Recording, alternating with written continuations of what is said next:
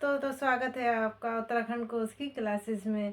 मैं हिना परवीन यहाँ पर आपको उत्तराखंड की स्टडी करा रही हूँ और साथ साथ मेरी हिंदी की क्लासेस भी चल रही हैं। तो कैसे हैं आप सभी लोग? सब बढ़िया होंगे। तो यहाँ पर हमारी जो क्लास चल रही थी, आज जो मेरी ये क्लास है ये है उत्तराखंड की क्लास। जो हमारी क्लासेस हैं वो 3 बजे हमारी जो होती है रेगुलर क्लासेस उत्तराखंड की यूट्यूब पे आपको देखने को मिल जाएगी, और शाम 5 बजे के बाद आपको हिंदी की क्लासेस मिल जाती है। तो अभी हमारा जो उत्तराखंड का इतिहास चल रहा था उसमें हमारा कहाँ तक पहुँच गया है, चंदवंश। तो हम चला रहे थे चंदवंश। चंदवंश के हमने क्या कहते हैं, कुछ शासकों के बारे में हम पढ़ चुके हैं और कुछ शासकों के बारे में हम ऐसे ही पढ़ते रहेंगे। आगे को हम इसी तरह से रेगुलर क्लासेस यहाँ पे आपको प्रोवाइड करते रहेंगे, तो अपनी स्टडी को जारी रखिए। कभी ऐसा हो जाता है बीच में एक दो क्लास क्या होती है मिस हो जाती है, तो वो कुछ प्रॉब्लम्स की वजह से कभी कभी क्या होता है क्लासेस नहीं हो पाती है। तो आप चिंता मत करिए, हमारी क्लासेस जो होगी रेगुलर आपको यूट्यूब पे देखने को मिलेगी। कभी कभी इस तरीके की प्रॉब्लम आ सकती है। साथ ही हमारे नोट्स भी टाइम टू टाइम मैं क्या कर रही हूँ, अपने आपके जो टेलीग्राम चैनल है उसमें डाल देती हूँ आपके लिए।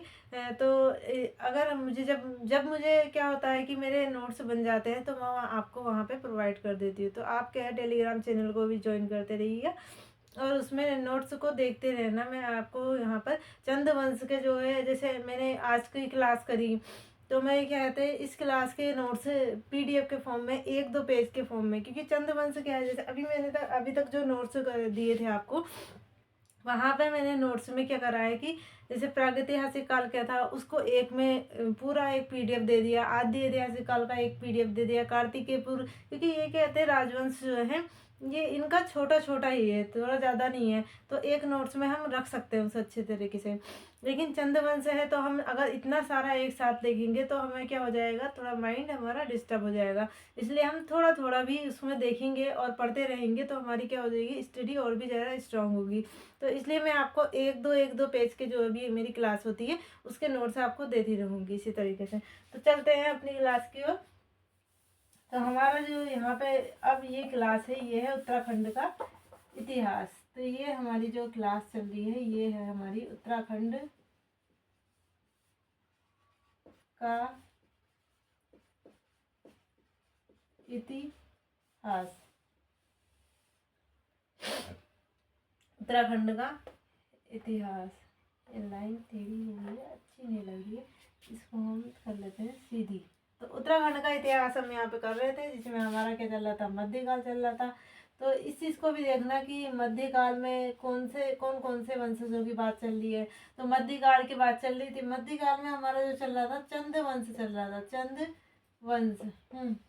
चंद्रवंश, चंद्र राजवंश, राजवंश तो नहीं कहेंगे, चंद्रवंश आप बोल सकते हैं इसको, तो सही रहेगा। चंद्रवंश, चंद्रवंश ये तो एक कहने का वो हुआ। तो चंद्रवंश काफी लंबे समय तक, सबसे पहले कौन आए थे, कुरिंद आए थे, फिर और शासक आए थे, इसी तरह से क्या आए थे, चंद आए थे मध्यकाल के अंतर्गत। तो चंद्रवंश हुआ। अब यहाँ पे क्या था आपको मैं बता दूं, अभी तक मैंने जो पढ़ाया था आपको चंद के बारे में पढ़ाया था, चंद के बारे में पढ़ाया है। और इसके साथ साथ हम देखते हैं कि जैसे हमारा उत्तराखंड है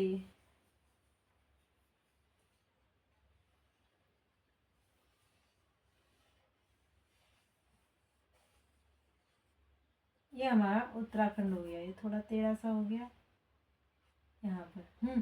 तो ये उत्तराखंड है। तो हमारा जो कुमाऊं वाला क्षेत्र है वो इस तरीके से है। यहाँ पर आपका कुमाऊं वाला जो एरिया है ये हमारा क्या हो गया, कुमाऊं हो गया। ये हो गया हमारा कुमाऊं, और ये हो गया हमारा गढ़वाल, गढ़वाल। गढ़वाल हो गया। तो गढ़वाल को हम ये देखते हैं और यहाँ पे कुमाऊं देखते हैं। पहले क्या हुआ था, मैंने अभी जो मैं पढ़ा रही हूँ यहाँ पे कुमाऊं में देख रही हूँ तो चंद्रवंश पढ़ा रही हूँ मैं आपको, चंद्रवंश। चंद्रवंश सोमचंद क्या था, संस्थापक था। तो इसी तरीके से क्या होता है गढ़वाल में भी एक शासक आता है। वो क्या होता है कि जैसे हमारा अभी मैंने चंद्रवंश पढ़ा तो मैं सोच रही हूँ कि आपको चंद और पवार क्या आते हैं साथ में पढ़ाऊँ। इसमें क्या होगा कि हम टाइम के अकॉर्डिंग दोनों को लेके चलेंगे, क्योंकि क्या हुआ है यहाँ पे युद्ध हुए हैं, बहुत सारी चीजें हैं जो इनके अकाल में हुई है, तो हमें पता चलता रहेगा कि किसके साथ कौन सा पवार शासक था, मतलब किसके टाइम पीरियड में कौन पवार शासक रहा था। तो इस तरीके से हम देख सकते हैं। तो यहाँ पे मैं थोड़ा सा इसके पवार वंश का जो था आपका कनकपाल, कनकपाल के बारे में बताती हूँ। तो कनकपाल के बारे में इसके लिए खाली मैं एक बात बताऊंगी। कनकपाल जो था, कनकपाल जो है हरिद्वार में जो शासक कर रहा था, वो जैसे हमारे क्या होता है कत्यूरी शासन था, कत्यूरी शासन के बाद क्या हुआ, धीरे धीरे क्या हुआ, बहुत सारे गढ़ों में टूट गया। यानी कि सब सब क्या थे, क्षेत्र जो था, ये क्षेत्र अलग अलग राज्य यानी कि शासक रहते थे यहाँ पे, तो गढ़ों में टूट गया है। तो गढ़ों में जब टूट गया तो वहां पर उसी तरीके से एक हरिद्वार, हरिद्वार में क्या आता था, एक शासक था हरिद्वार के क्षेत्र में। तो हरिद्वार के क्षेत्र में भानु प्रताप रहता था, भानु प्रताप। मैं पढ़ा चंद्रवंश रही हूँ, लेकिन मैं आपको पवार वंश के बारे में भी बता देती हूँ इसमें, क्योंकि इसमें क्या है, अभी मैं आपको यहाँ पे एक शासक के बारे में बताऊंगी जो चंदों के काल में आ जाता है, तो हमारा यहाँ पवार वंश भी आ जाएगा। तो यहाँ पे हमारा पवार वंश आ जाएगा। मैं नोट्स में पवार वंश को भी डालती चलूंगी।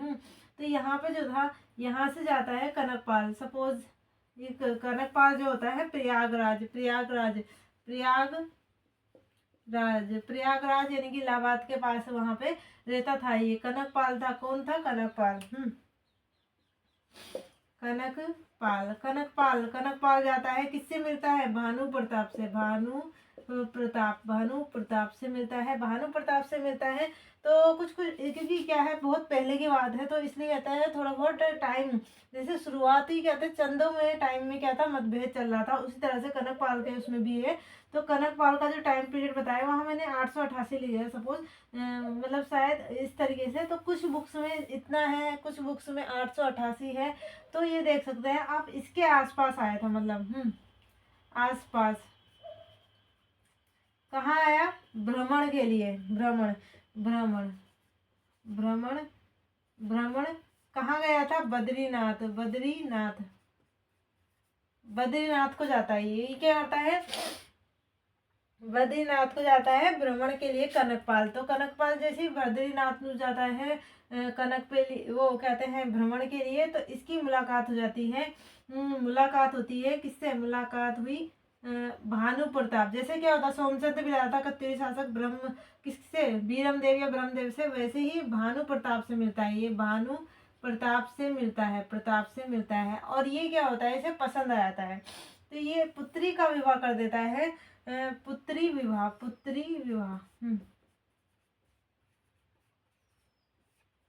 इसकी दो पुत्रियां होती है। भानु प्रताप की होती है, दो पुत्रियां होती है। उसमें से जो छोटी पुत्री होती है, छोटी वाली पुत्री होती है, उसका विवाह किससे कर देता है? कनकपाल से करता है। योग्य शासक होता है कनकपाल जो होता है, दूसरी जगह पर रहता है, मतलब योग्य व्यक्ति होता है। पुत्री का विवाह कर देता है, छोटी पुत्री का। और खुद कहाँ चला जाता है?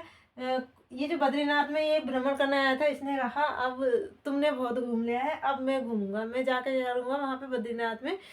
वहाँ पे जाके ये कर देता है, सब छोड़ छाड़ के वहाँ पे बद्रीनाथ चला जाता है। तो इसने क्या करा, इसको सारा राजपाट दे दिया। किसे दे दिया? इसे कनकपाल को दे दिया। सारा क्या दे दिया? जब पुत्री का विवाह कर दिया तो सारा शासन किसे दे दिया? कनकपाल को, क्योंकि दामाद हो गया। और बाकी खुद कहाँ चला गया? ये चला गया बद्रीनाथ को। तो शासन किसे सौंपा? शासन सौंप दिया था, शासन सौंपा। थोड़ा छोटा होगा क्योंकि यहाँ पे स्पेस कम है। शासन सौंपा और क्या चला गया? बद्रीनाथ को चला गया। कौन चला गया? भानु प्रताप। तो ये था भानु प्रताप के बारे में, कि भानु प्रताप ने किसकी पुत्री का विवाह किससे कर दिया था? कनकपाल से, जो कहाँ से आया था? प्रयागराज से आया था। प्रयागराज से, एक मिनट,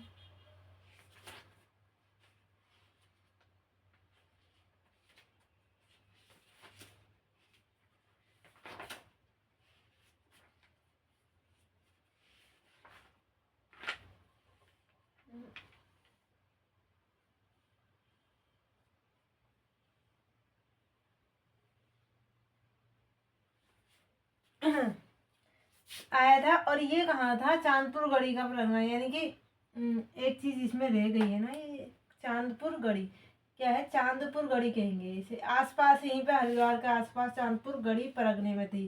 गढ़ी परगना, ये रह गया था आपका।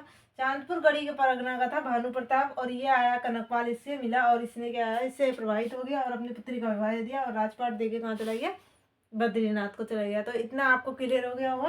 तो बद्रीनाथ चला गया। अब राजपाट जब इसको मिल गया तो इसने किस वंश की स्थापना करी? ये हम चंद वंश कर रहे थे। तो यहाँ पर जो इसने स्थापना करी थी वो किसने करी थी? कनकपाल के द्वारा। कनकपाल। तो संस्थापक जो पूछेंगे, संस्थापक संस्थापक संस्थापक कौन था? कनकपाल था। वहां कौन था? चंदों में कौन था? चंदों में था सोमचंद। चंदों में कौन था? चंद में था सोमचंद। और यहाँ कनकपाल था किसका? पवार शासक में कौन था? कनकपाल रहा था। चांदपुर गढ़ी परगने हुए भानु प्रताप से इसकी मुलाकात होती है, इसकी पुत्री का विवाह इससे हो जाता है, और फिर क्या चलता है, ये चला जाता है बद्रीनाथ को, और इसे दे देता है सारा शासन सौंप देता है अपना जो भी है। तो यहाँ पर आसपास इसका कुछ होगा, एरिया होगा, मतलब अभी इतना एरिया नहीं है। तो फिर क्या होता है, धीरे धीरे धीरे ये क्या करते हैं, अपने राज्य का विस्तार करते हैं। कौन करते हैं? पवार शासक करते हैं। और इसका संस्थापक जो है कनकपाल। अभी इसने क्या करा था, खाली कनक वो पवार वंश की नींव रखी है। लेकिन अभी क्या होता है कि इसने जो राज्य विस्तार था, इसने संपूर्ण तरीके से पवार वंश को फैला नहीं पाया था। जो पवार वंश को फैलाया था, आगे की बात है अभी एक दो चंदों के बाद क्या होगा, जो इसका वंशज आता है, तो वहां से इसका जो वास्तविक संस्थापक कहा जाता है, उसका यहाँ पे आगमन हो जाता है। इसलिए मैंने आपको कनकपाल को यहाँ पर इसको ऐड कर दिया। तो आप यहाँ पे देखेंगे पवार वंश का संस्थापक कौन था? कनकपाल था। ये कनकपाल था। लेकिन वास्तविक संस्थापक बोलेंगे तो कौन था? अजयपाल था। तो अजयपाल जो था पवार वंश का संस्थापक वास्तविक था, और वैसे संस्थापक कौन था? कनकपाल था। तो इतना आपको पता चल गया होगा। किसमें? चांदपुर, किसी शादी किससे हुई थी? चांदपुर गढ़ी के भानु प्रताप की पुत्री से इसका विवाह हुआ। और यहाँ पे टाइम पीरियड आप देख सकते हैं, कहीं पर आपका 888 भी दे रखा है। और इसके बाद बहुत सारे वंशज आते हैं इसके। उसमें जो मेन होता है वो आता है अजयपाल। अजयपाल का जब आगमन होगा तो हम पवार वंश को भी सीक्वेंस में लेके चलेंगे, और चंदों को भी सीक्वेंस में लेके चलेंगे।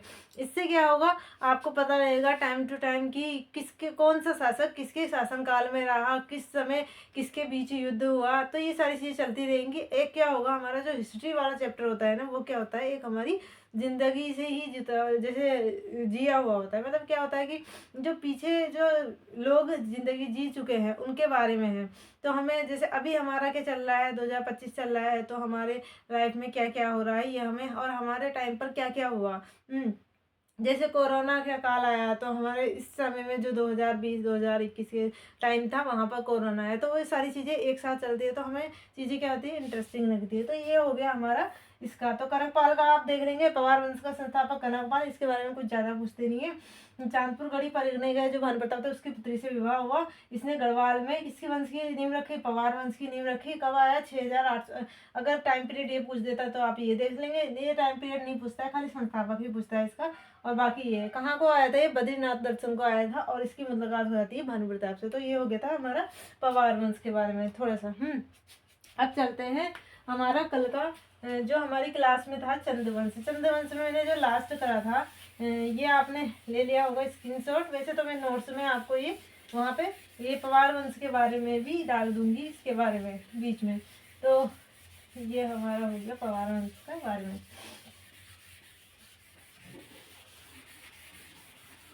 तो हमने जो कल लास्ट क्लास पढ़ी थी वो क्या थी हमारी,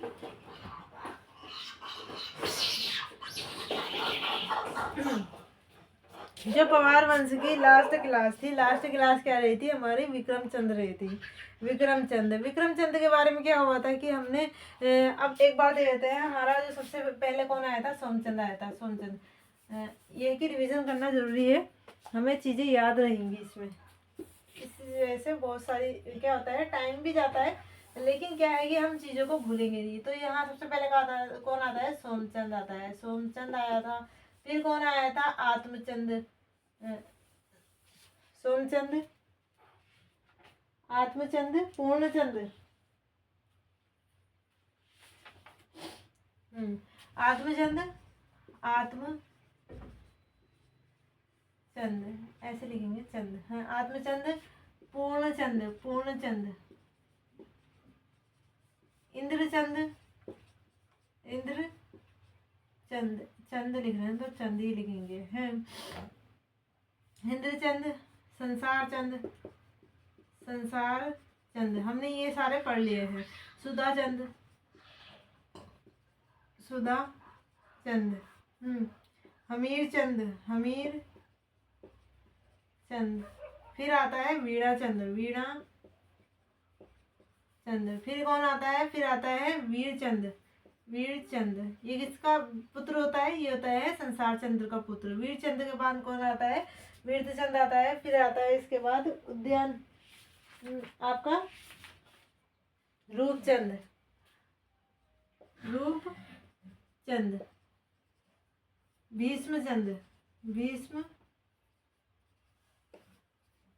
भीष्मचंद, यहाँ तक आ गया था हमारा भीष्मचंद। फिर आता है मेघचंद।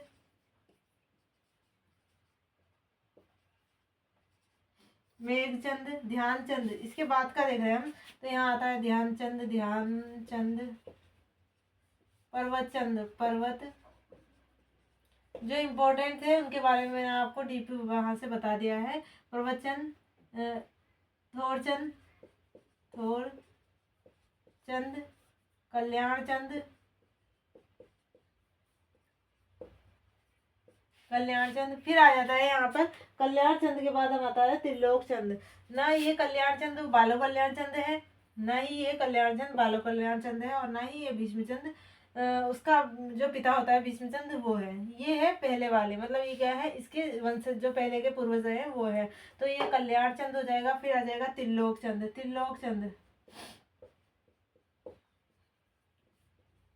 त्रिलोकचंद क्या था, त्रिलोकचंद के बारे में मैंने आपको बताया था। इसने ये करा था त्रिलोकचंद के भीमताल में किले का निर्माण करवाया था त्रिलोकचंद। डमरूचंद और धर्मचंद उभयचंद। डमरूचंद, डमरूचंद, धर्मचंद, धर्मचंद, उभयचंद। उभय,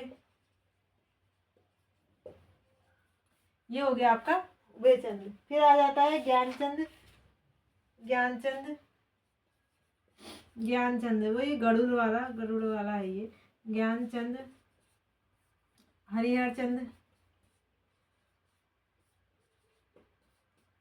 फर्स्ट है ये है। फिर आ जाएगा उद्यानचंद, ये आ जाएगा उद्यानचंद। फिर आ जाएगा आत्मचंद सेकंड। आत्मचंद सेकंड, आत्मचंद। फिर आ जाएगा हरिहर सेकंड, हरिहर। फिर आ जाएगा आपका विक्रम चंद। तो इतने शासक हमने कवर कर लिए। विक्रम चंद का टाइम पीरियड मैंने आपको बताया था 1423 से 1423 से 1423 से कितना था, 1437 तक था। ये क्या था, भोग विलास। भोग विलास यानी कि क्या होता है, भोग विलास यानी कि मोह माया से त्याग करके क्या करता है। अब शासक है, शासक तो क्या करता है, सबके प्रजा की रक्षा करता है, अपने राज्य को देखता है। इसने कर दिया सब कुछ में क्या कर दिया, त्याग करने लगा था ये, तो भोग विलास को चला गया था ये। भोग विलास, भोग विलास यानी कि इसमें क्या हो गया था, लीन हो गया था, भोग विलास में चला गया था। तो जब इसको देखा, जो हमने लास्ट पढ़ा था, तो इसको क्या होता है, जनता इसकी क्या हो गई थी, विरोधी हो गई। जनता इसके विरोधी हो गई, और इसको क्या कर दिया, इसके विरोधी हो जाती है जनता, और इसके विद्रोह कर देता है। और इसका नेतृत्व कौन करता है, जो विद्रोह का नेतृत्व करता है वो सोण खरायत, यानी कि नेतृत्व कौन करता है, ये हमने पढ़ा था, व्यक्तित्व करता है सोण खरायत, यानी कि श्री सोण खरायत, करायत, करायत कह सकते हैं, करायत ये होता है। फिर इसका जो एक इसका कोई, ये भोग विलास रहा था, इसका कोई पुत्र, इसके बारे में कोई चर्चा नहीं है। इसका एक भतीजा था। भतीजा कौन था, भतीजा, भतीजा भौ से कहा तो कौन था, भौ से, भतीजा भौ से भारती चंद, भारती चंद, भारती चंद। तो भारती चंद के बारे में आज हम पढ़ेंगे हैं। तो आज भारती चंद के बारे में पढ़ेंगे। तो इसने, भारती चंद ने 1400, ये जब भोग विलास में लगे और प्रजा इसकी विरोधी हो गई, तो इसका लाभ उठाया भारती चंद ने, और 1437 में बैठता है, और यहाँ पे 1450 तक ये रहता है। 1437 में बैठता है, 1450 तक क्या आता है, शासन संभालता है। 1450 तक शासन संभालता है। लेकिन इसकी जो मृत्यु होती है ना, मृत्यु होती है इसकी, मृत्यु वो कब होती है, वो होती है 1461 में। मृत्यु तो 1461 में हुई, और यहाँ तक इसने शासन संभाला। तो जाहिर सी बात है, इसने अपना उत्तराधिकारी वहाँ पर घोषित कर दिया था, तो उत्तराधिकारी को बिठा दिया। उत्तराधिकारी कौन होता है, पुत्र होता है। तो उत्तराधिकारी वैसे ज़्यादातर पुत्र ही होता है, कभी दूसरे को भी बिठाए थे, मतलब जैसे अगर पुत्र ना हो तो उसके उसमें। तो यहाँ पे जो इसका पुत्र था, पुत्र यानी कि पुत्र जो था वो कौन था, रतन चंद था। तो रतन चंद, तो आज हम पढ़ेंगे आज की क्लास में भारती चंद और रतन चंद के बारे में, क्योंकि क्या हो गया है कि थोड़ा थोड़ा पढ़ेंगे तो ज़्यादा अच्छा रहेगा। तो हमारा इतना हो गया था, अब हम देखते हैं आज भारती चंद और रतन चंद के बारे में।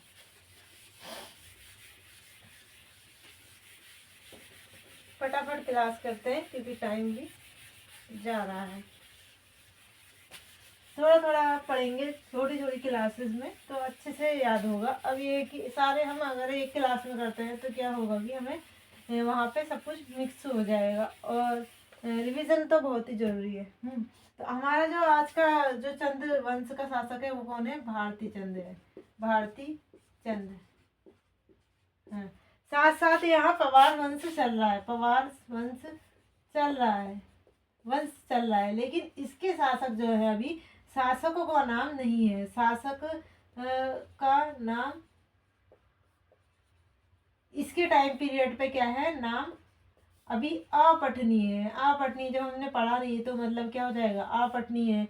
अभी जो है अभी अभी के टाइम पीरियड में क्या है, शासकों का नाम क्या है, नहीं है इसके टाइम पीरियड।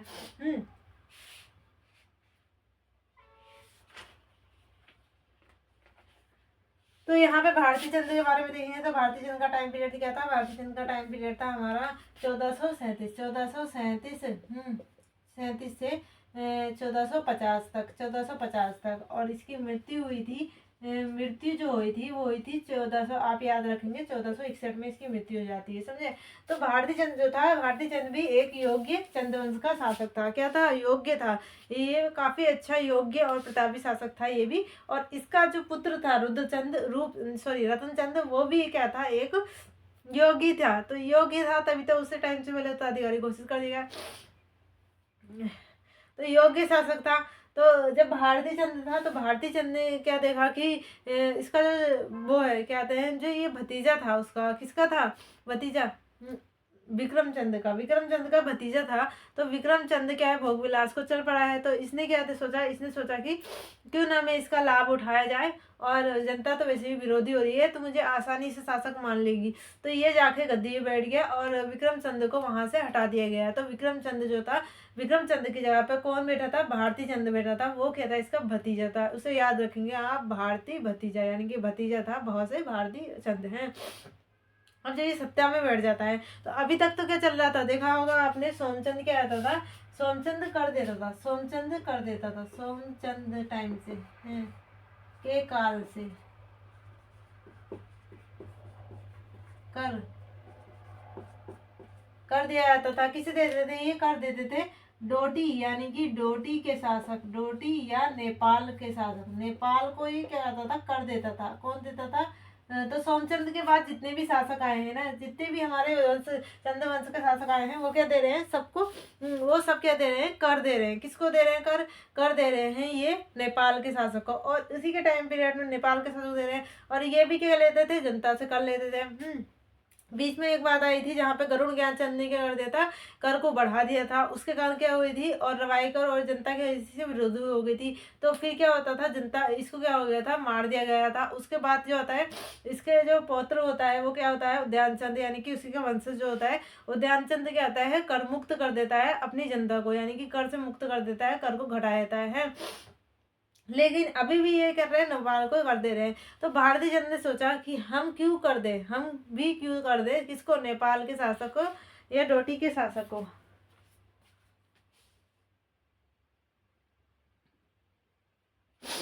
तो इसने भी सोचा कि हम क्यों कर दे नेपाल के शासक को और डोटी के शासक को। तो इसका जो युद्ध होता है, युद्ध हुआ किसका, युद्ध किया 12 वर्षों तक, युद्ध 12 वर्षों तक किसके साथ युद्ध चला,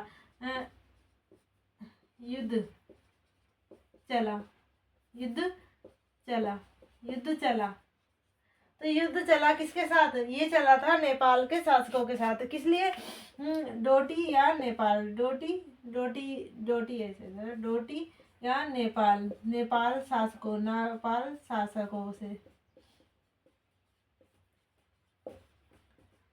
साथ लड़ते तो सेनापति ही है, लेकिन क्या होता है कि शासक का नाम आता है। तो नेपाल शासक के साथ क्या होता है, क्योंकि इसने क्या कर दिया, कर देने से मना कर दिया, कर देने से मना, कर देने से मना, कर देने से मना। मना पर, हाँ ये करता है तो मना कर देता है, तो इस पे क्या करता है, कहता है युद्ध होगा, युद्ध होगा। तो युद्ध होता है तो 12 वर्ष होता है। और इसका साथ कौन देता है, इसका जो साथ देता है, ये इसका साथ था इसका पुत्र, पुत्र ने दिया था। पुत्र कौन था, रतन चंद था। इसका पुत्र था रतन चंद। हाँ इसका पुत्र था रतन चंद। तो रतन चंद ने इसका साथ दिया।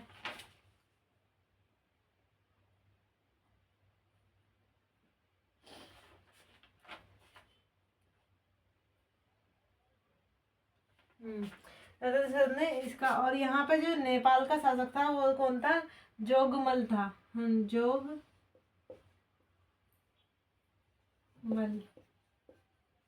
नेपाल का शासक कौन था, जोगमल था।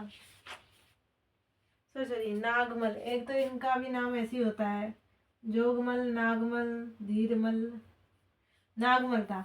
यहाँ का शासक कौन था, नागमल था। तो नागमल ने क्या कहा कि हम क्या करेंगे, युद्ध करेंगे। तो 12 वर्षों तक युद्ध चला था। तो 12 वर्षों तक युद्ध कहेंगे कि नेपाल से किसका साथ था, भारती चंद चला था। भारती चंद का साथ किसने दिया था, रतन चंद ने। रतन चंद ने भी क्या करा था, इसे बुरी तरह से पराजित कर दिया था। किसे, नेपाल के शासक को, नेपाल के शासक को। तो दोनों बाप बेटों ने मिलकर इसको क्या कर दिया, पराजित कर दिया। और ये 12 वर्ष चला। और क्या हो गया, जो कुमाऊं का क्षेत्र है यानी कि जो चंद है वो क्या हो गए, चंद कर मुक्त हो गए, कर मुक्त हो गए, कर मुक्त हो गए हैं।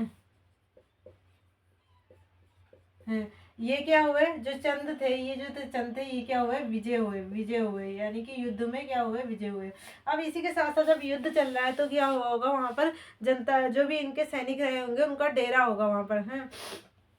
मतलब क्या, उन्होंने जब युद्ध कर रहे हैं तो यहाँ से वहाँ रोज रोज तो जाएंगे नहीं, क्या होगा वहाँ पे अपना टेंट या जो भी है उनका युद्ध संबंधी जो भी सामग्री या कोई सी भी चीज़ होती है, अगर वहाँ युद्ध कर रहे हैं, जैसे हमारे यहाँ आर्मी के जवान क्या है कि सेनाओं पे तैनात हैं, तो वहाँ पे क्या है, आर्मी कैंप बने हुए हैं। तो वो 24 घंटे वहीं रहते हैं, वहीं पे क्या आते हैं, देश की सुरक्षा करते हैं। इसी तरह से क्या होता है, यहाँ पे सैनिक क्या थे, वहीं पर रुके हुए सैनिक थे। तो सैनिक जब रुके हुए थे तो 12 वर्षों तक रहे। तो 12 वर्षों तक क्या हुआ था कि सैनिक जो रुके हुए थे, सैनिकों का क्या चल गया, सैनिकों का अवैध संबंध हुआ, अवैध संबंध स्थापित। सैनिकों का क्या हो गया वहां के, जब ये क्या हुआ, 12 वर्षों तक युद्ध चला तो सैनिकों का अवैध संबंध स्थापित हो गया। वहां के जो भी महिलाएं या जो भी थी, तो वहां की महिलाओं से महिलाओं से, तो जब ये महिलाओं से इनका अवैध संबंध हो जाता है तो इनके द्वारा आने वाले टाइम पे इनके क्या होती है, संतान उत्पन्न होती है। तो जो भी सैनिकों के द्वारा वहां पे क्या होता है, अवैध संबंध स्थापित हो जाता है। और इनकी जो संतानें होती है तो उनको कहा गया कटक वाली का युद्ध। तो कटक वाली का युद्ध जो मतलब युद्ध के नाम पे रखा गया है क्योंकि 12 वर्षों तक युद्ध चला था। तो उनको कटक वाली, कट वाली भी कह सकते हैं। तो पूछ सकता है कि कटक वाली का युद्ध किसके टाइम पीरियड पे था। मतलब कटक वाली यहाँ क्या कह रखा है ना, यहाँ मेंशन कर रखा है एक चीज, मतलब उनके नाम को एक डिफाइन कर दिया है। जो अवैध संबंध से जो उत्पन्न संतान थी उनको कहा गया कटक वाली युद्ध। कटक वाली युद्ध, युद्ध क्यों कहा गया, क्योंकि 12 वर्षों तक युद्ध चला था, इसके नाम पे यहाँ पे कटक वाली युद्ध कहा गया। तो कटक वाली युद्ध कहेंगे तो किसमें आता है कटक वाली युद्ध, कटक वाली युद्ध, कटक वाली युद्ध। कटक वाली युद्ध की बात करेंगे तो इनसे उत्पन्न जो संतान थी, संतान जो इनसे उत्पन्न संतान जो हुई थी, इनसे उत्पन्न संतान हुई थी, उनको क्या कहा गया, संतान जो हुई थी उनको कहा गया कटक वाली युद्ध। तो ये चीज पूछ सकता है क्वेश्चन में, कटक वाली युद्ध किसके समय की बात है। तो ये कटक वाली युद्ध क्या था, कभी कभी पूछते हैं कटक वाली युद्ध था क्या, युद्ध से तो इंसान युद्ध को लगाएगा, तो युद्ध नहीं था। कटक वाली में जो यहाँ पे बुक्स में जो मेंशन कर रखा है, कटक वाली युद्ध मतलब क्या है कि उनसे जो उत्पन्न संतान हुई थी उनको कटक वाली युद्ध है। तो इतना आप समझ गए होंगे। तो यहाँ पे बाकी कोई डाउट हो तो मुझे आप मेंशन कर सकते हैं, कमेंट कर सकते हैं। तो कटक वाली युद्ध किसके समय का था, ये किया था भारती चंद और रतन चंद तो था ही बेटा है, यहाँ पे युद्ध लड़ रहा है तो ये है, लेकिन टाइम पीरियड किसका है, ये भारती चंद का। तो कटक वाली युद्ध किससे रिलेटेड है, भारती चंद से रिलेटेड है। कटक वाली युद्ध कहते किसे हैं, जो अवैध संबंध बन जाते हैं सैनिकों को, उनके द्वारा जो उत्पन्न संतान होती है उसे कटक वाली युद्ध कहा जाता है, समझे। युद्ध हुआ था इसलिए इसका नाम कटक वाली युद्ध कर दिया जाता है। इतना हमारा क्या था, भारती चंद के बारे में था।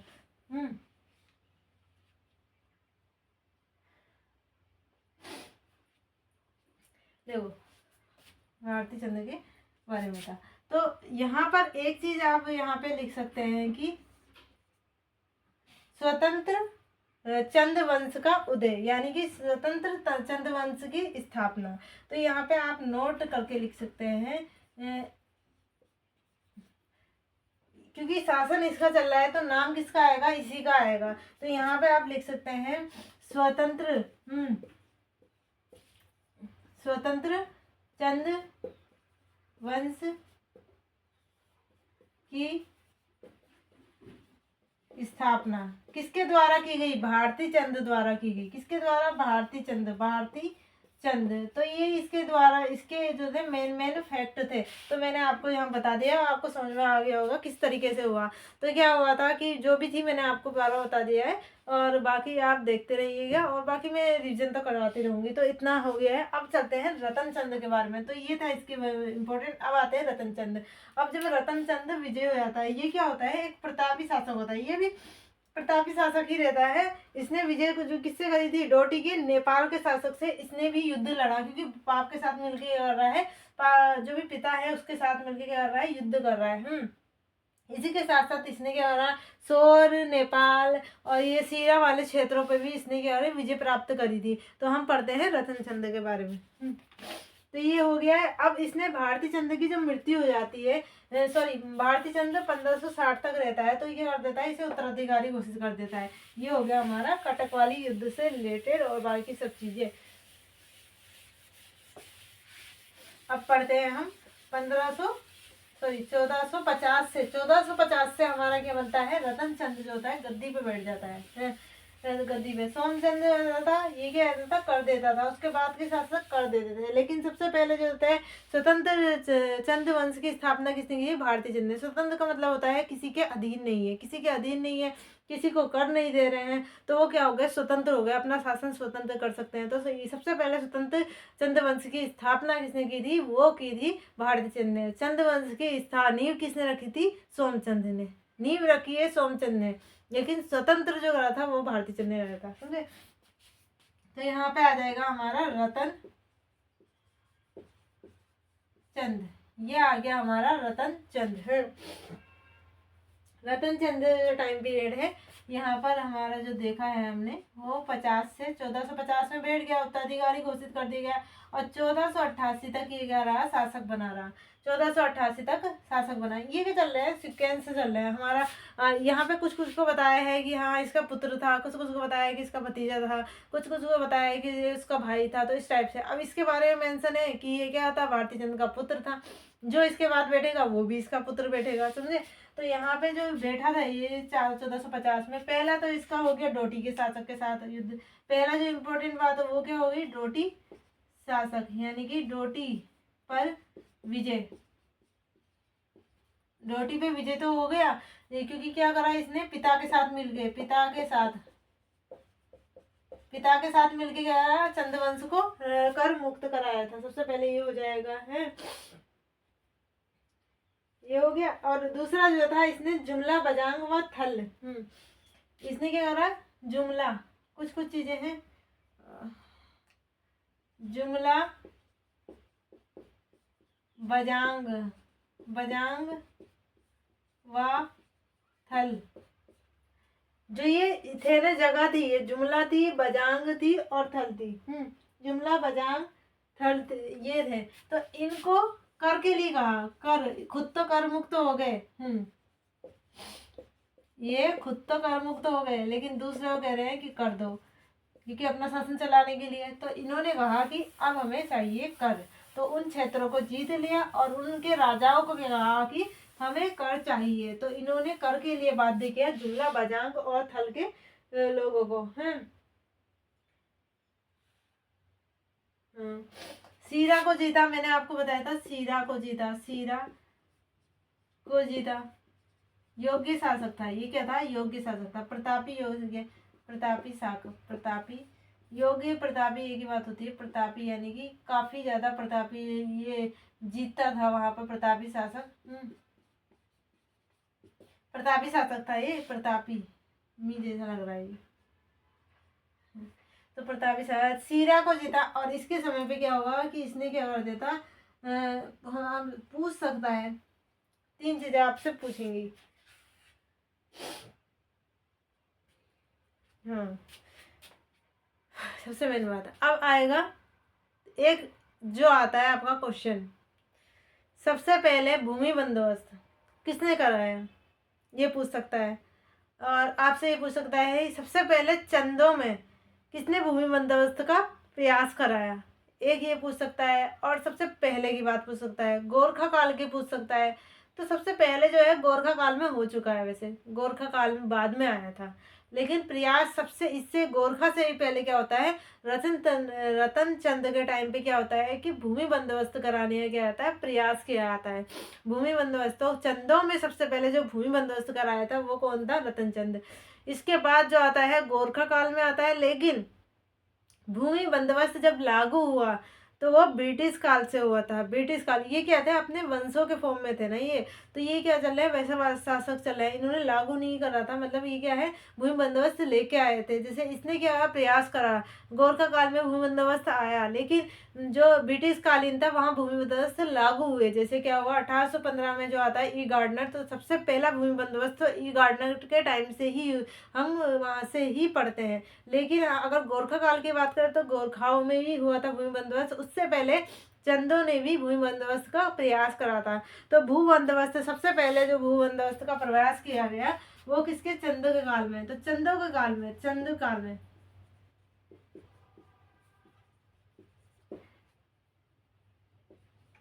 किसमें, चंद काल में, उत्तराखंड में, यूके में प्रथम भू बंदोबस्त, भू कहते हैं भूमि को, भू बंदोबस्त भी कह सकते हैं, बंदोबस्त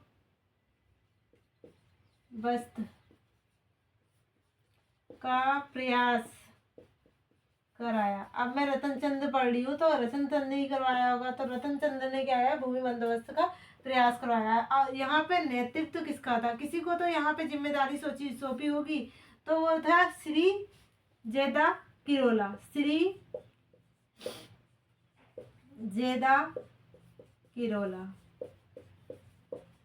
किरोला नहीं, किरोल था शायद, किरोल, हाँ तो किराल था, किराल था ये, किराल, किराल था। ये क्या था, राज्य कर्मचारी था, यानी कि राज्य में ही कार्य करता था, राज्य कर्मचारी। ये तो नाम ऐसे पढ़ने में तो ऐसा लगता है पता नहीं कौन है, तो ये काम का ही वही है, इसके राज्य में जो भी कार्य करता था उसी का एक कर्मचारी था। इसे क्या बना दिया, इसने कहा कि इसके नेतृत्व इसी, यानी कि ये सारा काम जो है कौन संभालेगा, श्री जेदा किराल संभालेगा। तो श्री नेतृत्व किसके उसमें हुआ था, श्री जेदा किराल के उसमें हुआ था। और जब आपका ये आता है रतन चंद आता है, तब क्या होता है, सबसे पहला भू बंदोबस्त होता है चंदों के काल में, फिर आते हैं गोरखाओं काल में, और जो मेन जो हमें गिना जाता है वो होता है हमारा ब्रिटिश कालीन भू बंदोबस्त। वहाँ पे बताए गए हैं बहुत सारे भूमि बंदोबस्त, उनको अलग से जब ब्रिटिश काल आएगा तब मैं आपको पढ़ाऊंगी इसी तरह से सीक्वेंस से। तो ये हो गया हमारा रतन चंद के बारे में। इसके बारे में इससे आगे हम पढ़ेंगे कल की क्लास में, तो थोड़ा सा देख लीजिए और बाकी करते हैं। तो सबसे पहले हम यहाँ पे थोड़ा सा देख लेते हैं। रतन चंद जो आया था 1450 से 1488 में आया था, प्रतापी शासक था, डोटी के शासक के साथ स्नेह करा था, ये पिता है। हाँ, इस पे विजय प्राप्त करी थी, कौन था, नागमल था। नागमल से क्या करमुक्त करा दिया गया था है, और यहाँ पे खुद तो करमुक्त हो गए और इसने जुमला बजाऊंगा, थल के लोगों को क्या, थल के शासकों कहा कि आप कर दोगे। सीरा को जीत लिया इन्होंने। और सबसे पहला जो भूमि बंदोबस्त कराने का प्रयास किसने करा था, रतन चंद ने ही कराया था। तो रतन चंद का ये था टाइम पीरियड कि रतन चंद के काल में क्या क्या हुआ है। अब पढ़ेंगे हम, कल जो हम पढ़ेंगे उसमें आ जाएगा आपका पवार शासक। यहाँ तक तो आपके पवार शासकों का नाम क्या है, अपठनीय है, लेकिन इसके जब इसका काल खत्म होता है, सपोज इसका काल खत्म हो रहा है, लेकिन क्या है, वो पवार शासक जो है उसका वो है अभी वहाँ पर, लेकिन क्या है, शासन में नहीं आया है, शासन में नहीं आया है। तो वो पवार शासक जो आएगा जब शासन में आ जाता है तो यहाँ पर जो है दूसरा शासक आ जाता है उस टाइम तक। तो इसका पुत्र कीर्तिचंद होता है जब शासन में आता है, तब क्या होता है, अजय पाल का आगमन होता है शासन में। तो हम पढ़ेंगे अजय पाल और कल कीर्तिपाल के बारे में। तो इसी तरह हमारी क्लासेस से जुड़े रहिए और परीक्षा की तैयारी करते रहिए। तो मिलते हैं अगली क्लास में।